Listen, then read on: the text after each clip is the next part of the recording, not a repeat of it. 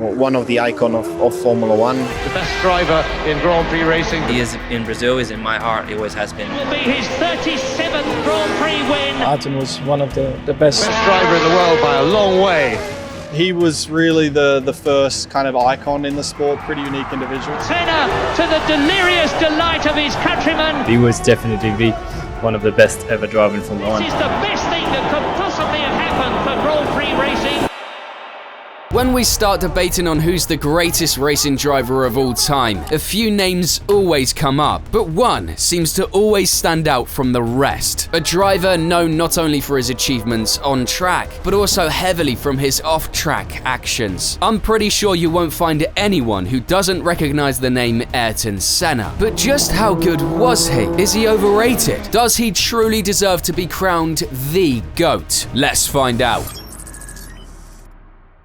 It's rare for a driver to grip the motorsports world right off the start of their career as much as Ayrton Senna did, so it's only right to go back to the very beginning. And before I cover his F1 debut, I want to touch on how he got there in the first place. On the 21st of March 1960, he was born in Sao Paulo into a pretty wealthy family. No surprise there. His father bought him a kart when he was just 4 years old, but his first race came 9 years later when he turned 13. After karting for another 8 years, he moved to England in 1981 to make the jump to open-wheel racing. Between 81 and 84, he won 5 championships, including the British Formula 3 Championship in 83. This year was famous for his battle with Martin Brundle, with both of them fighting each other hard until the very last race. In recent years, we've heard Brundle repeatedly name Senna as his greatest rival ever, and talking about the incredible skill that he had. Brundle's appreciation for this year in F3 he spent battling Senna speaks to how amazing he was. I could beat him on my day, but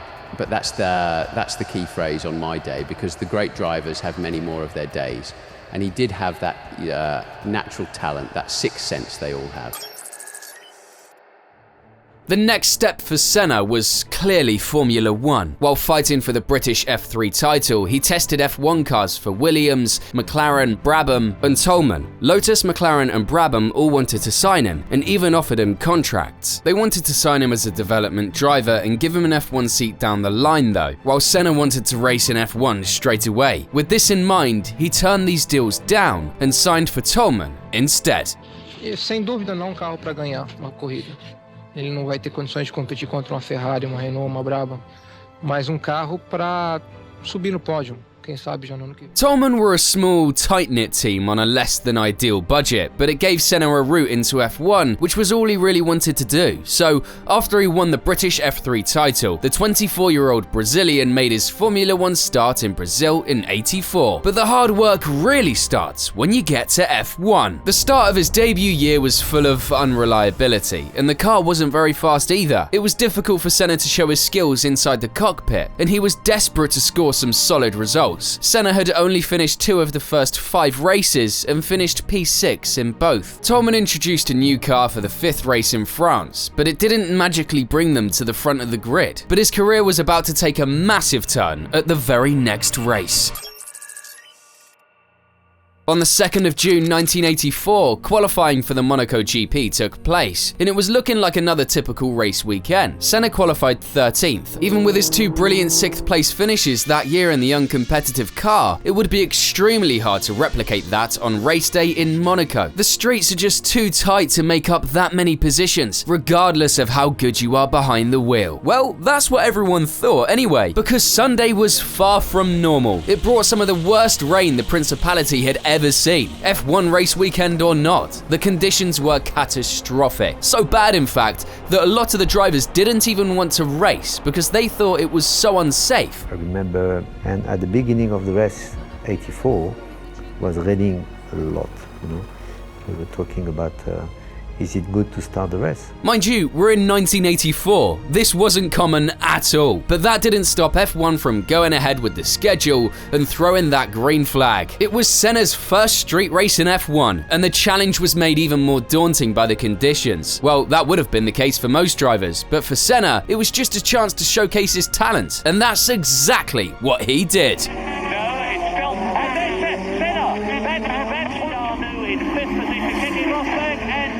challenging for that second place, and he's taken it. A magnificent bit of driving by Senna, who's now in second place. While others crashed, like race leader Nigel Mansell, and drove around cautiously like Alain Prost, Senna drove like his career depended on it. With an unbelievable drive, he made it up to second place through sheer pace alone. And he wasn't finished there. He continued to reel in Prost, who was suffering from brake issues, and who was trying to get the race stopped because of the intense rain that continued to fall. Senna eventually caught Prost and passed him right before the race was stopped.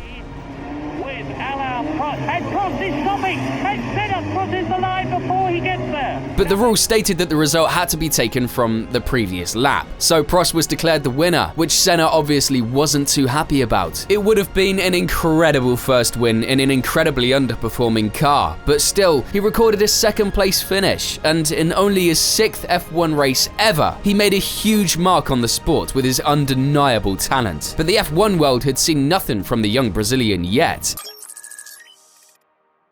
He bought himself out of his Toleman contract at the end of that year and signed for the legendary Lotus team for 1985. He hoped it would be an improvement on his time at Toleman, but even he wouldn't have predicted what would happen that year. On the 21st of April 85, F1 held its second race of the season, the Portuguese Grand Prix, but it was no normal race. That Sunday, the Estoril track was absolutely soaked. After qualifying at the front and taking the first pole position of his career, he went on to win his very first Grand Prix the next day. But in true Senna style, it was no ordinary win. He took the checkered flag over a minute before anyone else. He absolutely crushed the competition. I mean, crush is almost an understatement. Michele Alboreto finished second in his Ferrari, and he was the only driver in the entire race that Senna hadn't lapped. I mean, things like that just didn't happen in F1. Along with Monaco, which was less than a year before, this was probably Senna's best drive of all time, and it was truly his breakout weekend. But he definitely didn't stop there. He took 7 poles that year, which was by far the most of any driver on the grid, and finished 4th in the standings. Everyone could see that F1 had a legend on their hands, and thought it wouldn't be long until he won a world championship. But like all things in F1, it wasn't going to be as easy as everyone thought. Senna stayed at Lotus for 2 more years, and went on to claim 5 more incredible race wins with the team. He put in some incredible performances, and in '86, his 7 pole positions were the most of any driver for the 2nd year in a row. At this point, everyone could see he was special, incredibly fast, consistent, and able to fight at the very front. And so was the car. But I don't want to just look at the results, because even though they were extremely impressive, stats alone can't define Senna's career. One of my favorite things from this period hasn't got to do with stats at all. It's simply this: the Lotus 98T. It was Senna's car that year, and it was special. And the turbocharged Renault V6 engine produced over 1,000 brake horsepower in qualifying spec. And of course, it had those iconic colors: the black and gold John Player special livery, the legendary yellow helmet in the cockpit. There's something magical about it that just can't be replicated today. Well, not on the track, at least, because off track is a different story. While the Lotus 98T is more or less resigned to the history books these days, its spirit lives on, and for that, I have to thank the loyal sponsor of the channel, Rec Watches. The feedback I got from you guys last time I mentioned Rec was incredible, and I stayed in touch with them, and we thought we had to give you guys another special deal. Look how incredible this watch looks, and the fact that it features original parts from Senna's Lotus 98T, chassis 4 to be exact, makes it such a unique conversation starter. So how exactly did they do this? They collaborated with classic team Lotus and reforged the original aluminium plenum tubes from the 98T to form the outer chapter rings. They haven't cut up the legendary chassis that Senna drove or anything, it's still intact and actually still does some historic racing today. What they did was exclusively use surplus engine parts from when the car was restored. And because of this, of course, this watch is a limited edition run. It's not like Lotus are making any more of these cars, so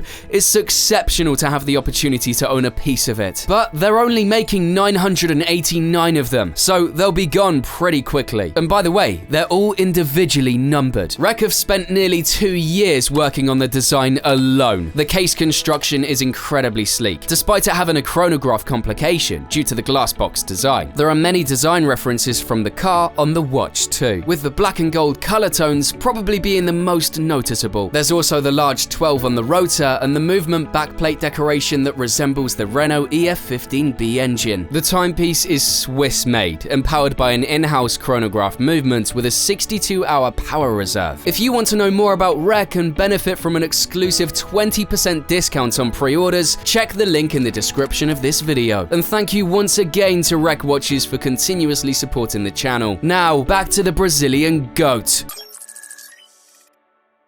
Senna had his best season in '87, finishing third in the championship with 57 points. So after he raced with Lotus for 3 years, he decided it was time for a new challenge. In F1, you have to prove yourself against the absolute best, against proven race winners, world champions, and beat them. But that's not who Senna had as teammates. He hadn't been paired with any real competition, so there were still a lot of questions and debates over whether or not he'd fold against the likes of Prost, Piquet, or Mansell. Things changed in '88. Senna joined McLaren, and for the first time in his career, he was up against some serious competition. His teammate was none other than Alain Prost, who was already a 2-time champion. And coincidentally, in the very same year, McLaren produced something truly magical. The season became most well known for the legendary MP44, a car that won 15 of the 16 races that year. With Senna and Prost at the wheel, it was absolutely dominant. But it wasn't without its ups and downs for the team. Senna was immediately a threat to Prost, out-qualifying him in the very first race in Brazil by almost 7/10. It looked like he was going to be a problem for the Frenchman all season, and he was. Their first incident came at the Portuguese Grand Prix, where Senna jumped Prost at the start and took the lead. Prost went on to overtake Senna on the second lap, and then this happened. Out of the final corner, he gets close up into the slipstream of Senna. He goes alongside. Senna tries to shut the door, and the two cars very nearly collide.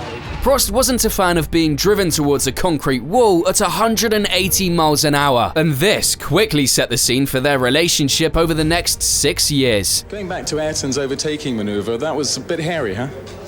Yeah, I was very surprised because normally, especially the first lap, when you do that with your teammates, you don't have a big problem like this, but I don't understand. He should have some reason to do it. I want to show you the stats from their time as teammates though, because I think it's the best way to compare them. Across the 88 and 89 seasons, there were 32 races. Prost won 11 of them and took 4 pole positions. Meanwhile, Senna won 14 of them and took pole a mind-boggling 26 times. So, when their time as teammates came to an end, Senna won more races than Prost and out-qualified him. But across those 2 years, they both won a championship, so on paper, they were even. But Prost had had enough. The mental toll of battling Senna for 2 years was starting to show. On top of that, their countless incidents like Suzuka 89 didn't help.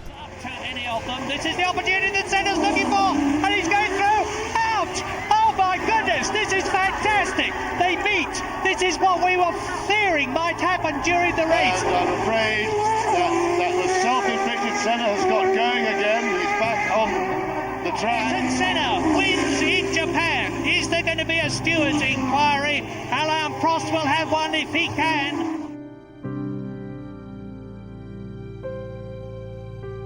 La décision rendue par le Collège des commissaires sportifs du Grand Prix du Japon, excluant la voiture numéro 1 et le pilote Ayrton Senna, des résultats de l'épreuve. What I'd like to do now is show you some footage which I think is quite relevant, because we're told that you can't use escape roads to rejoin the race. Escape roads are not for escaping through. They're in fact for stopping in, turning round and going out of. And for that is excluded from the Japanese Grand Prix. Where's the consistency? Can't be right. Quand on est un grand pilote, quand on est parmi les meilleurs pilotes du monde, on n'avait pas le droit non plus d'avoir un accrochage stupide. The way the whole affair has been treated It's like I have total responsibility for everything that took place there. I was blamed for everything, and I was penalized for everything. I was treated like a criminal. The situation forced Prost to leave for Ferrari in 1990. You're the world champion, Alex? Apparently, yes. I was not 100% sure. I know the regulation, but you never know how it's going to be interpreted. But to be very honest, I mean, I'm quite happy to leave because I think it becomes absolutely impossible to work with Ayrton, and that's a good end of championship.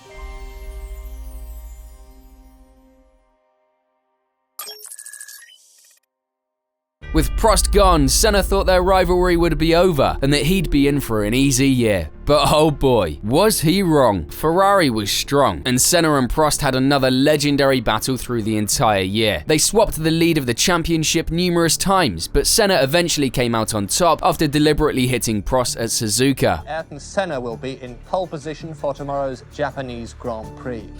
Prost was second fastest. Normally, if the inside was clear, the inside for sure is better, but because it's dirty, the outside is better. Like Hungary. Story down in the pit lane and on the grid is one of tension. With the World Championship up for grabs, everyone is extremely tense. Thank you very much. Huh? I can't stand it. I can't stand this. It's a joke. After what happened last year, it's a joke.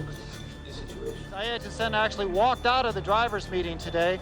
He thinks that the pole position should be on the left-hand side of the grid, not on the right.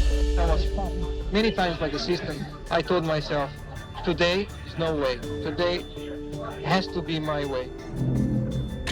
And Senna sprints away, but Alain Prost takes the lead. It's happened. Alain Prost has taken the advantage. Senna is trying to go through on the inside, and it's happened immediately. This is amazing. Senna goes off at the first corner, but what has happened to Prost? He has gone off too. O campeonato está terminado e Ayrton Senna é o campeão de 1990. Tell us what happened on the first lap by Ayrton. Well, unfortunately we touched in the first corner when we were fighting for the lead, and we both went off. How do you feel about being world champion? It's not a bad feeling at all, is it? Congratulations.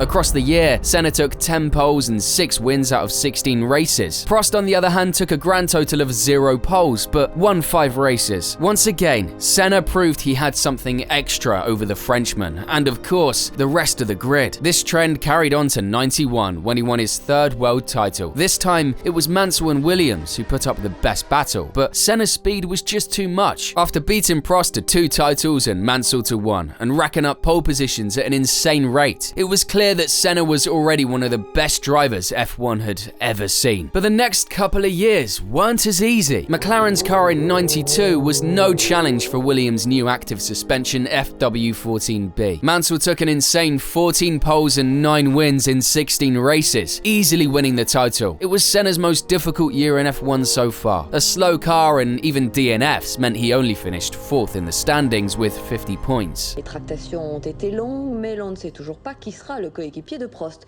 Toujours est-il que le triple champion du monde a signé pour 2 ans et commencera à courir en essai dès cette semaine. It got a bit better in 93, but he finished runner-up to Prost again, who returned to Williams after taking a year off. But this just showed how brilliant Senna was, because in a far slower car, he was the closest to Prost across the entire year. But with Prost leaving F1 for 94, Senna took his seat and moved to Williams. Ayrton Senna está correndo contra o tempo. Tem que se afinar com a equipe e ajustar o carro. Ele diz que está desconfortável. Este carro já está sem os componentes eletrônicos usados pelos carros do ano passado. He would have been hoping to jump into a Williams that was as fast as their 93 car, but unfortunately, the racing gods had other plans. His move to Williams didn't bring the sort of success that he or the team expected. Their new car, the FW16, wasn't as fast as their previous 2. On top of it not having the pace needed to fight for the title, Senna just didn't like it. He complained about the car's handling and mentioned how he had no confidence in its cockpit. Is it generally more one balance than the other, or it's just changing?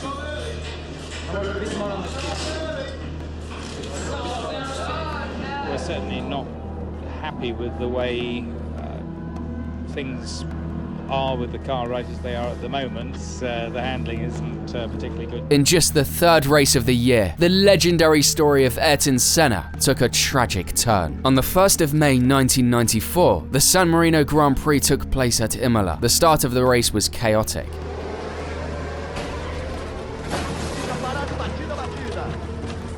But Senna was still leading after taking pole position the previous day. But on lap 7, everything changed.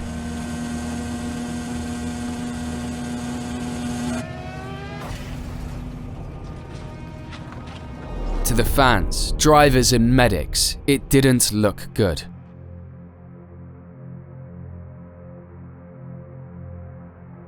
After, Ayrton was extracted from the car and taken to the nearby hospital. We got him out of the cockpit, got his helmet off, got an airway into him, and I saw from his neurological signs that it was going to be a fatal head injury.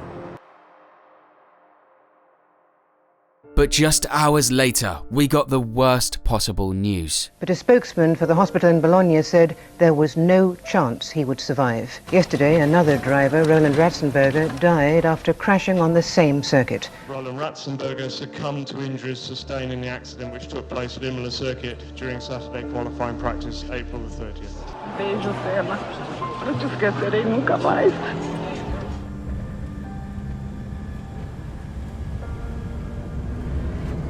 Era ídolo para mim.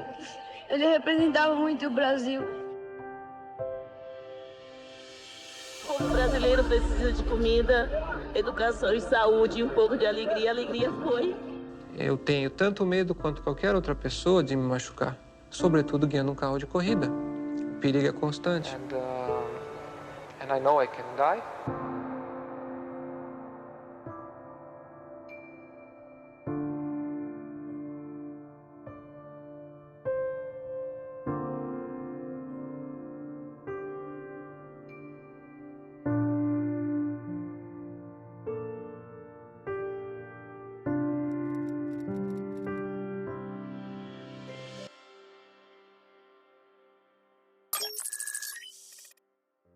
It became the darkest weekend in the history of F1. The sport had lost one of its most talented drivers ever in the blink of an eye. If you'd like to see the full details of what happened that weekend, I made a full video on it a while ago, breaking down exactly what happened. You can watch that here if you haven't seen it already. Of course, everyone in motorsports was shocked, but instead of looking into his death, let's look back at what other drivers thought of Senna during his career, and no driver knew him better than Prost. Sometimes I admit I was frightened by him. He was prepared to do anything. I think that's one of the best quotes about Ayrton, because Prost knew how focused he was on staying ahead of his teammates. He told me very often, Alain, I'm not motivated to race against these guys. I'm not motivated. Please come back. But even with their fierce rivalry, he had an incredible amount of respect and admiration for Ayrton's skill. When people ask me who was the best driver I ever raced against, I say Senna by a long way. I look back on those days now and think to myself, why did we put ourselves through all that? Why did it have to get so venomous? I used to say to people, you're a fan of Ayrton Senna? Good, that's fine, but please don't hate me. If we had to do it all again, I'd say to Ayrton, listen, we're the best. Between us, we can screw all the others. But it wasn't just Prost. Almost every other driver recognized that Senna had something they didn't, something they couldn't put their finger on, something special. I had one hero, his name is Ayrton Senna. Senna's the guy you want to be. Definitely. I think, well, I mean, there's been obviously lots of different champions along the way. But just as a kid, Senna was the first guy that I had noticed. He was the one that caught my eye when I was like 5 years old, watching the races on the weekends with my dad. And I started to follow him and started to read his books and started to watch his videos. And I loved the way he drove, I love his skill, I loved his aggressive style. I love how he stood up for things he thought were right. Just a cool balance, cool approach. And that's two 7-time champions talking, so the quotes speak for themselves.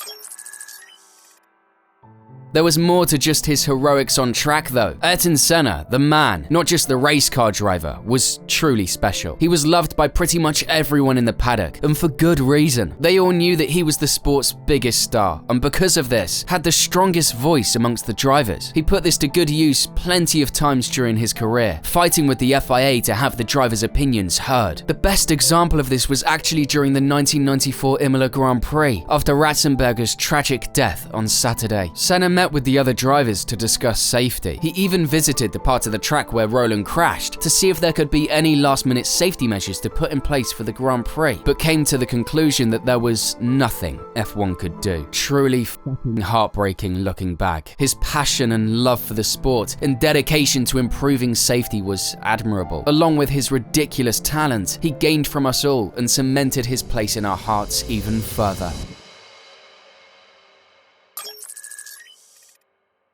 Even with Senna getting taken from us early, he left an undeniable legacy. To be honest, it's probably the most memorable legacy of any F1 driver ever. 3 world championships, 41 wins, 65 poles, 80 podiums, all in only 161 race starts. The impact he made on the next generation of F1 drivers is undeniable. Drivers like Michael Schumacher and Lewis Hamilton, among dozens of others, have said Senna was their hero and inspired them to become F1 drivers. The way he drove, his approach to winning, and his speed are all iconic. It's for these reasons as much as anything else that he's remembered so fondly by everyone in motorsports. There's no doubt that Senna would have won races in '94 and beyond, and more than likely would have won numerous more championships too, as he was only 34 when he passed away. How many championships would he have won if he hadn't have passed? Make sure to let me know in the comments. The team that Ayrton started F1 with, Toleman, also had an incredible success story of its own. It was rebranded as Benetton and went on to win 2 drivers and 1 constructors championship in the following years. This achievement was made easier with the help of a certain team principal who, let's say, didn't always play by the rules and was one of the most controversial people in the history of the sport. I made a video about him, so make sure to watch it here if you haven't already. And as always, thank you for watching.